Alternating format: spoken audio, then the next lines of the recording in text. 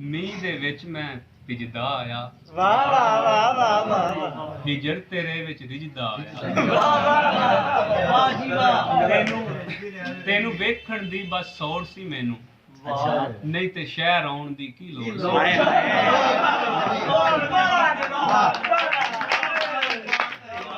ਤੈਨੂੰ ਵੇਖਣ ਦੀ ਬਸ ਸੌੜ ਸੀ ਮੈਨੂੰ, ਨਹੀਂ ਤੇ ਸ਼ਹਿਰ ਆਉਣ ਦੀ ਕੀ ਲੋੜ ਸੀ ਮੈਨੂੰ।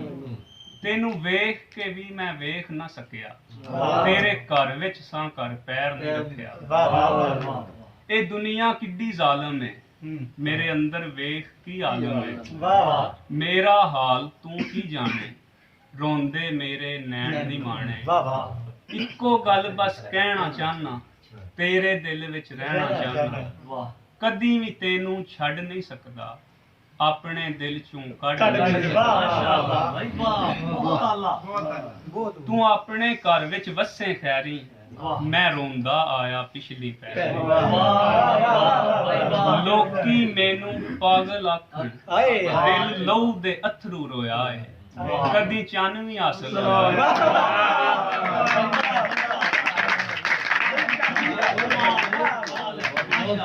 ਲੋਕੀ ਮੈਨੂੰ ਪਾਗਲ ਆਖਣ, ਦਿਲ ਲਹੂ ਦੇ ਅਥਰੂ ਰੋਇਆ ਏ, ਕਦੀ ਚੰਨ ਵੀ ਹਾਸਲ ਹੋਇਆ ਏ। ਇਹ ਕੰਮ ਹੁਣ ਕਰਨਾ ਪੈਣਾ, ਤੈਨੂੰ ਭੁੱਲਣ ਲਈ ਮਰਨਾ ਪੈਣਾ। ਤੇਰੀ ਮੈਂ ਨਿਚੋੜ ਕੱਢਿਆ, ਇਸ਼ਕ ਨੇ ਸਾਡਾ ਕੱਖ ਨਾ ਛੱਡਿਆ। ਲੋਕੀ ਮੈਨੂੰ ਪਾਗਲ ਆਖਣ, ਦਿਲ ਲਹੂ ਦੇ ਅਥਰੂ ਰੋਇਆ ਏ, ਕਦੀ ਚੰਨ ਵੀ ਹਾਸਲ ਹੋਇਆ। वाह वाह वाह ਇਹ ਤਾਜ਼ਾ ਕਲਾਮ। इसको रोक के तुम्हारा अगली